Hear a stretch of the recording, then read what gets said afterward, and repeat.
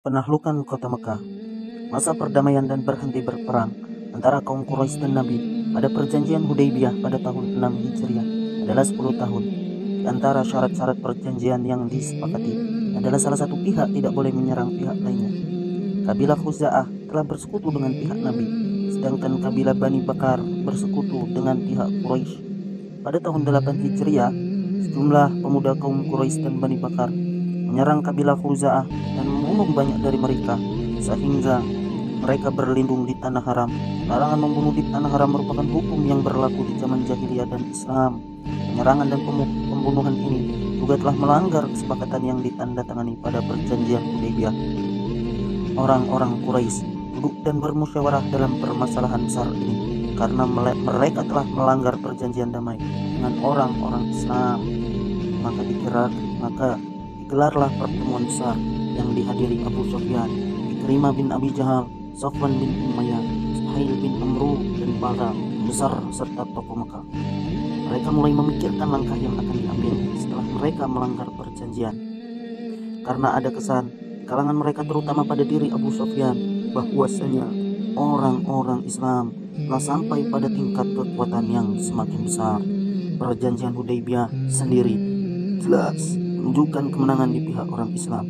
Kekuatan ada di pihak orang Islam, sedangkan kekurangan dan menyerah ada di pihak orang Quraisy. Orang Quraisy tidak menerima hal ini kecuali karena mereka telah melihat kekuatan orang Islam pada Bai'at Ridwan atau perjanjian Hudaybiyah. Abu Sufyan baru saja pergi ke Gaza untuk berdagang, dan di sana ia bertemu dengan Heraklius, raja Romawi. Setelah berdialog dengan Heraklius, Abu Sufyan pulang dengan membawa kesan yang hebat tentang Rasulullah, sampai-sampai ia keluar dengan memukulkan satu tangannya dengan tangan lainnya dan berkata, "Sungguh Rasul telah menjadi kuat sampai Raja Romawi Heraklius takut kepadanya." Abu Sufyan dan orang-orang Quraisy juga menyaksikan sendiri kemenangan-kemenangan Islam, termasuk kemenangan mereka dalam perang Khaybar, kemudian diikuti dengan masuk Islamnya kabilah-kabilah di sekitaran Mekah. Semua ini meninggalkan kesan ketakutan dan kekhawatiran orang-orang Quraisy menghadapi orang-orang Islam. Selain itu, orang-orang Quraisy mulai mencari manfaat yang nyata dari bantuan mereka pada kabilah Bani Bakar dan pengkhianatan mereka terhadap perjanjian Hudaybiyah. Banyak orang dari kabilah Khuza'ah yang dibunuh, tetapi orang Quraisy tidak menemukan manfaat apapun, sehingga bantuan ini hanya merupakan kesembronoan belaka. Dan juga kekuatan yang diperlihatkan oleh Rasulullah ketika melakukan umroh qada, sehingga orang-orang Quraisy kagum dan berkomentar ketika melihat pasukan Islam dan kekuatannya pada umroh qada. Ini semua merupakan pertanda positif bagi orang Islam dan pertanda negatif bagi kaum musyrik.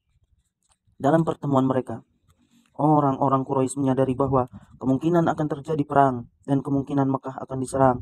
Dalam pertemuan ini, orang-orang Quraisy mengambil keputusan bersejarah yang menunjukkan kelemahan mereka. Mereka memutuskan untuk pergi ke Madinah, meminta maaf kepada Rasulullah atas kesalahan mereka melanggar perjanjian, dan memohon untuk memperpanjang masa perjanjian damai.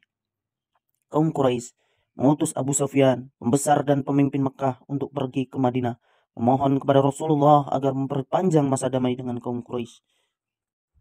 Barangkali ini adalah yang pertama kali dalam sejarah Quraisy mengajukan permohonan seperti itu.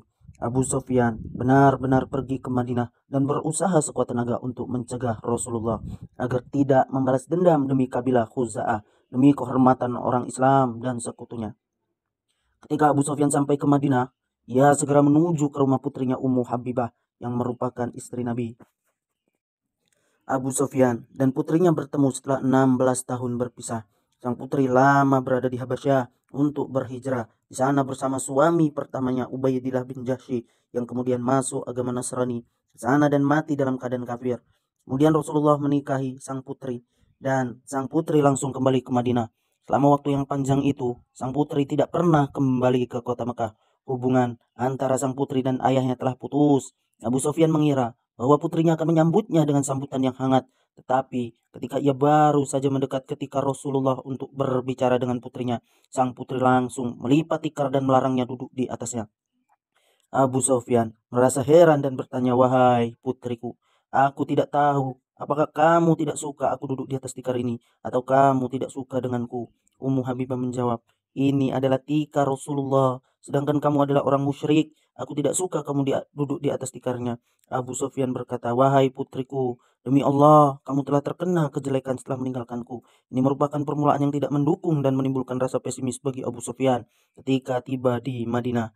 Akan tetapi, ia tetap melanjutkan tugas dan tujuan utamanya datang ke Madinah.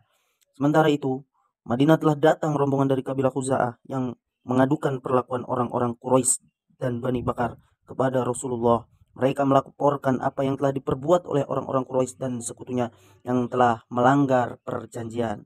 Dengan demikian, orang Islam sudah tahu tujuan utama kedatangan Abu Sufyan ke Madinah. Maka dari itu, Ummu Habibah ingin memperlihatkan sikap tegas terhadap ayahnya agar sang ayah tahu bahwa semua orang Islam adalah dalam satu barisan dan satu persatuan, sampai putrinya sendiri bersikap melawan ayahnya Abu Sufyan.